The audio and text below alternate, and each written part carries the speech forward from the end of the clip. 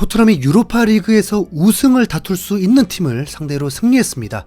맨유의 라인업은 선수들이 폼이 좋지 않은 거지 어쨌든 돈을 들인 선수들이 대거 출전한 경기였습니다. 비카리오보다 오나나가 더 비싸고요. 단소보다 데리우트, 메디슨보다 브루노, 벤탄쿠르보다 카세미루 등등 손흥민 포지션 외에는 대부분 맨유 선수들이 더 레벨이 높은 선수들입니다.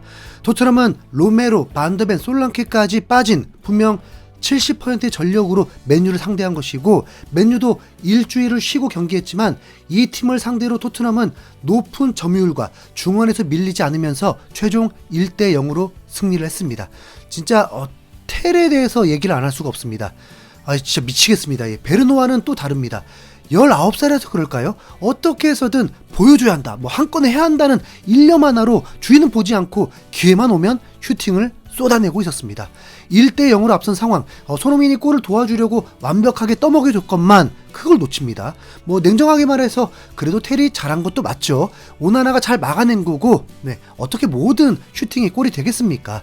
이 부분은 비방할 건 아닙니다. 51분에 스펜스가 월클 돌파를 성공시키면서 찬스가 왔는데 완전 쉬운 건 아니지만 그냥 마인드가 슈팅만 하려는 마음이 잔뜩이다 보니까 어이없게 찬스를 날려버리는 거죠. 이렇게 날려버린 게 무려 5개입니다. 19살 이제 들어온 선수를 베르너와 비교할 수 있는 건 아니라는 거 알고 있습니다. 하지만 솔랑케가 그 자리에 있었다면 더 많은 골이 나왔을 거라고 봅니다. 그리고 클루셉스키의 활약이 매우 저조했습니다. 토트넘에서 최하 평점을 기록하기도 했습니다. 후반 중반에는 메디슨 대신 미드필더로 나서기도 했지만 활약이 너무 미비했습니다. 그리고 맨유전에 템포를 끊어먹는 건 여전했습니다. 그래도 축구를 농구처럼 순간 움직임으로 경기를 바꿔주는 선수 중 한 명인데 진짜 2주 정도는 강제로 부상자 명단에 올려서 쉬게 해야 하는 거 아닐까 싶습니다. 그리고 이번에도 스펜스가 미친 활약을 했습니다. 아무리 봐도 진짜 이 선수 우연이 아닙니다. 피지컬 좋고 빠르고 센스 좋고 아놀드 같은 킥력만 없을 뿐 누구도 부럽지 않은 풀백이었습니다. 랩이 진짜 스펜스 하나로도 몇백억 이윤 추구할 듯 보입니다. 토트넘의 주전 풀백은 스펜스와 우두기가 더 좋다고 확신합니다. 어차피 키커는 손흥민, 메디슨 있잖아요. 그러면 포백의 피지컬도 리그 최강급이 됩니다. 스펜스는 골에 관여된 건 아니지만 토트넘의 빌드업을 제대로 성공시키고 있습니다. 이렇듯 토트넘이 맨유를 상대로 이번에도 이겼다는 건 분명 유로파 리그의 희망을 걸어도 된다일 것입니다. 맨유는 전문가들이 한 입으로 말합니다. 최악이라고 합니다. 아모림을 그나마 감싸면서 하는 말이 몇 년은 걸릴 것 같다라고 합니다. 이런 맨유는 벌써 2년째 요 모양 요 꼴인데 그럼에도 지난 시즌 FA컵을 우승했고 현재 유로파리그 유일한 무패로 토트넘보다 순위가 높은 채 16강에 진출을 했습니다. B클럽은 진짜 뭔가 다르긴 달라요. 아스날도 아르테타 감독이 부임했을 때 리그는 8위로 마무리했지만 FA컵을 우승하기도 했죠. 이런 B클럽 맨유를 이겼다는 건, 올 시즌만 3연승을 했다는 건, 토트넘이 선수 부족 사태가 일어나지 않는 이상 유로파리그 우승 전망을 밝게 합니다. 토트넘은 전력 100%로 유로파리그 팀을 상대해 본 적이 없습니다. 전력 100%로 경기를 치른 건 진짜 솔직히 5경기도 안 됩니다. 토트넘은 시즌 초반에는 손흥민이 부상으로 이탈하기도 했었죠. 리그와 유로파리그를 병행하면서 치러야 하기 때문에 베스트 11만 출전할 수는 없는 일입니다. 그래서 벤치 자원까지 탄탄해야죠. 하지만 토트넘은 그 벤치 자원마저 부상자가 속출하면서 어려운 시즌을 보냈습니다. 토트넘만이 아니라 다른 유로파리그 출전 팀들도 어차피 똑같은 입장입니다. 세리에의 라치오와 AS 로마, 라리가의 아틀레틱, 분데스리가의 프랑크푸르트, 프랑스 리그의 리옹 정도라고 봅니다.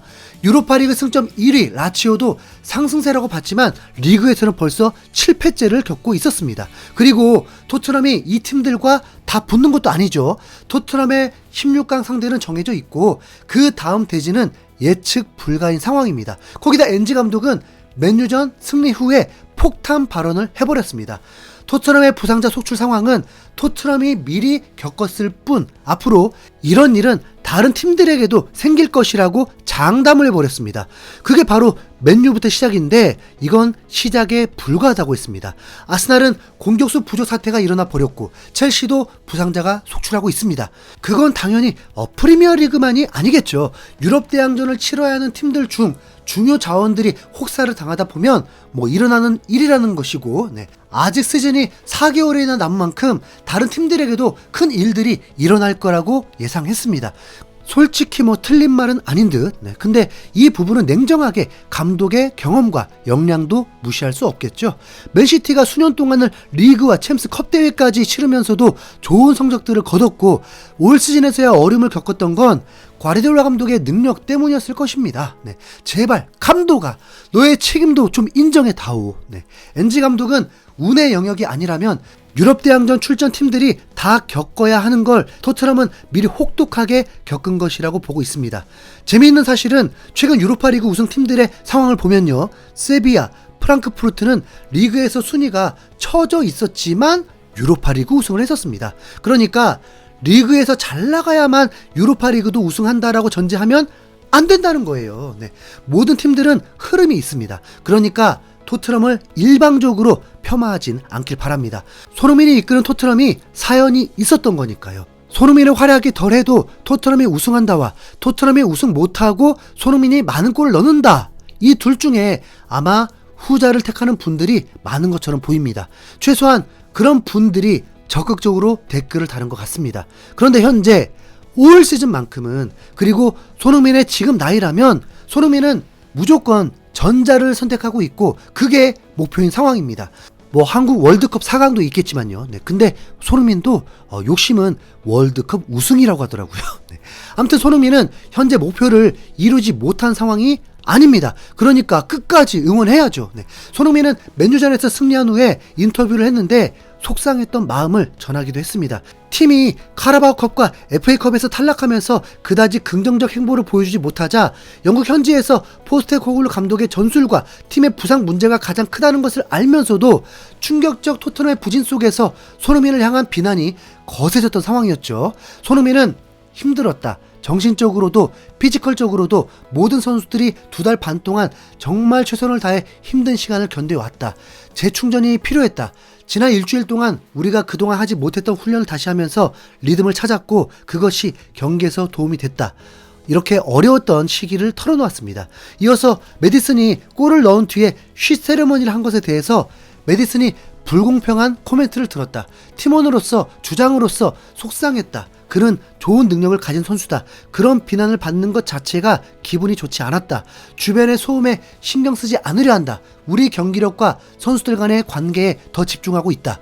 사실 가장 속상한 건 우리 팀 팬이 그렇게 말하는 것이다. 물론 팀이 좋지 않은 결과를 냈다면 비판을 받아야 하고 그 대상이 내가 되는 것도 당연하다. 하지만 내 이름을 걸고 말할 수 있는 건 나는 항상 최선을 다하고 있다는 점이다. 지금은 나보다 팀이 더 중요한 순간이다. 내 것을 내려놓더라도 팀이 더 좋은 위치로 올라가도록 집중하고 있다라고 밝혔습니다. 이 인터뷰만 봐도 손흥민이 지금 원하는 것이 무엇인지 아시겠죠? 부상자도 감독도 팬들도 다 팀의 일원입니다. 손흥민과 함께 모든 이들이 하나가 돼서 원팀을 이뤄서 목표를 이룰 수 있도록 끝까지 함께 손흥민 편에서 응원할 수 있길. 이상 흰수염고래였습니다. 손흥민 파이팅! 감사합니다.